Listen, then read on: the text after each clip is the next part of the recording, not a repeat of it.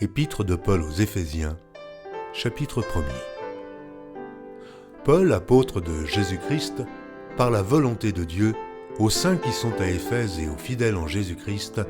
que la grâce et la paix vous soient données de la part de Dieu notre Père et du Seigneur Jésus-Christ. Béni soit Dieu,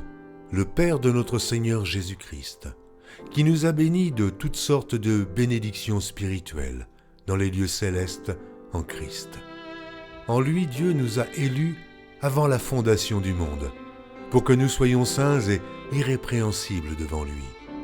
nous ayant prédestinés dans son amour à être ses enfants d'adoption par Jésus-Christ, selon le bon plaisir de sa volonté, à la louange de la gloire de sa grâce qu'il nous a accordée en son bien-aimé. En lui, nous avons la rédemption par son sang,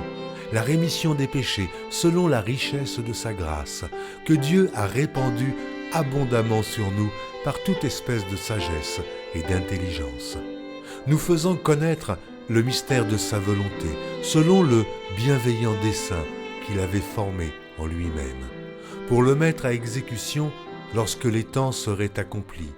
de réunir toutes choses en Christ, celles qui sont dans les cieux et celles qui sont sur la terre.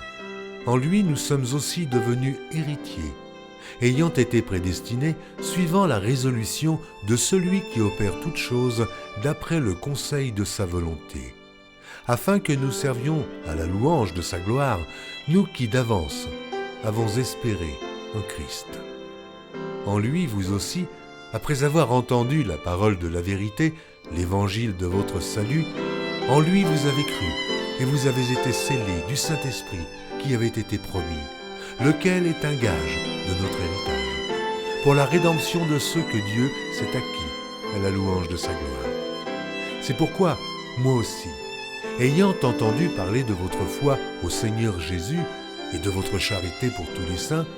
je ne cesse de rendre grâce pour vous, faisant mention de vous dans mes prières, afin que le Dieu de notre Seigneur Jésus-Christ, le Père de gloire, vous donne un esprit de sagesse et de révélation dans sa connaissance, et qu'il illumine les yeux de votre cœur pour que vous sachiez quelle est l'espérance qui s'attache à son appel, quelle est la richesse de la gloire de son héritage qu'il réserve aux saints, et quelle est envers nous qui croyons l'infinie grandeur de sa puissance, se manifestant avec efficacité par la vertu de sa force. Il l'a déployé en Christ, en le ressuscitant des morts et en le faisant asseoir à sa droite dans les lieux célestes, au-dessus de toute domination, de toute autorité, de toute puissance, de toute dignité et de tout nom qui se peut nommer non seulement dans le siècle présent, mais encore dans le siècle à venir. Il a tout mis sous ses pieds,